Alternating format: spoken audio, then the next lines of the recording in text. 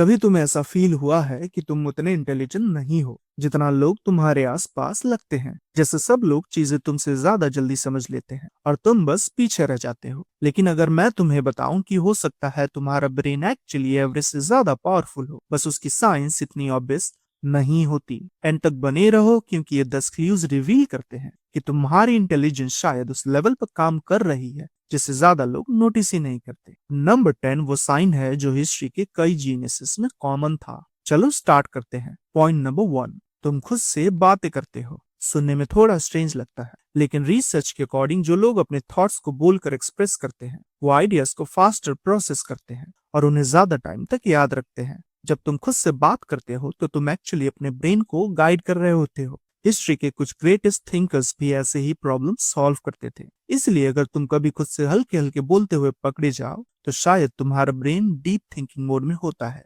Point number 2, तुम हर चीज को ज्यादा एनालाइज करते हो। हर कन्वर्सेशन के बाद तुम सोचते रहते हो, काश मैं ये बोलता, ये शायद मुझे ऐसा करना चाहिए था। और तुम एक सिचुएशन के दो नहीं बल्कि हजारों आउटकम्स इमेजिन कर लेते हो। ये ओवर थिंकिंग नहीं, ये एक्चुअली एडवांस्ड एनालिसिस है। साइंटिस्ट इसे मेटाकॉग्नाइजेशन कहते हैं, मतलब अपनी थिंकिंग को ऑब्जर्व करना। पॉइंट नंबर 3, तुम जल्दी बोर हो जाते हो। अगर रेपिटेटिव रूटीन तुम्हें इरिटेट करता है तो इसका मतलब ये नहीं कि तुम लेजी हो सकता है तुम्हारा ब्रेन सिंपल टास्क से क्विकली सेटिस्फाई ना होता हो। हाईली इंटेलिजेंट माइंड्स को ज्यादा सिमुलेशन चाहिए होता है, इसीलिए वो नेचुरली कॉम्प्लेक्स प्रॉब्लम्स और न्यू आइडियाज की तरफ अट्रैक्ट होते हैं। पॉइंट नंबर 4, तुम अक्सर खुद पर डाउट करते हो। एक फेमस साइकोलॉजिकल कॉन्सेप्ट है, डनिंग क्रूगर इफेक्ट। इसके अकॉर्डिंग जो लोग कम जानते हैं वो अक्सर सबसे ज्यादा कॉन्फिडेंट होते हैं, और जो लोग ज्यादा जानते हैं वो ज्यादा अवेयर होते हैं कि दुनिया में अभी कितना कुछ सीखना बाकी है। इसलिए अगर तुम अपने एबिलिटीज को क्वेश्चन करते हो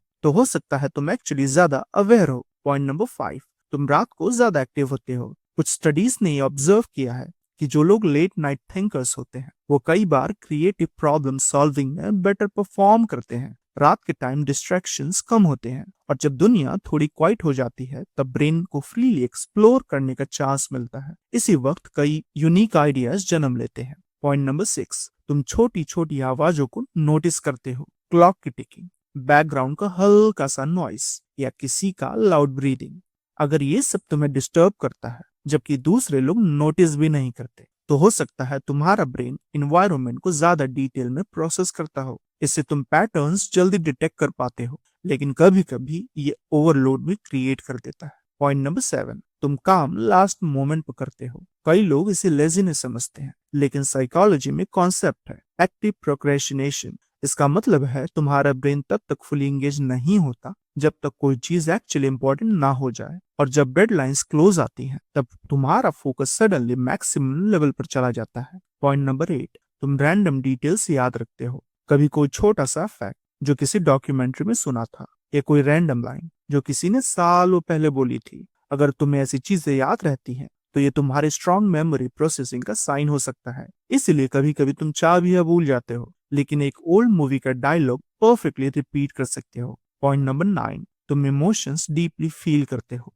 कई लोग समझते हैं कि इंटेलिजेंट लोग सिर्फ लॉजिकल होते हैं, लेकिन रियलिटी थोड़ी डिफरेंट है। डीप थिंकिंग और डीप फीलिंग अक्सर साथ साथ चलते हैं। अगर तुम दूसरों के इमोशंस को इजीली समझ लेते हो या सिचुएशंस को डीपली फील करते हो तो ये भी एक कॉम्प्लेक्स ब्रेन प्रोसेसिंग का साइन हो सकता है। पॉइंट नंबर 10, तुम सीखना कभी बंद नहीं करते, और ये सबसे ज्यादा पावरफुल साइन है। हिस्ट्री के ऑलमोस्ट सभी ग्रेट माइंड्स में कॉमन हैबिट थी, वो हमेशा क्वेश्चंस पूछते थे, नई चीजें सीखते थे और बेटर आंसर्स ढूंढते रहते थे, इवन जब उन्हें ऑलरेडी काफी नॉलेज होती थी। तो अगर तुम ये वीडियो देख रहे हो और खुद को बेटर समझने की क्यूरियोसिटी रखते हो तो हो सकता है तुम्हारा माइंड ऑलरेडी एवरेज से आगे काम कर रहा हो, बस तुम अभी अवेयर नहीं हो।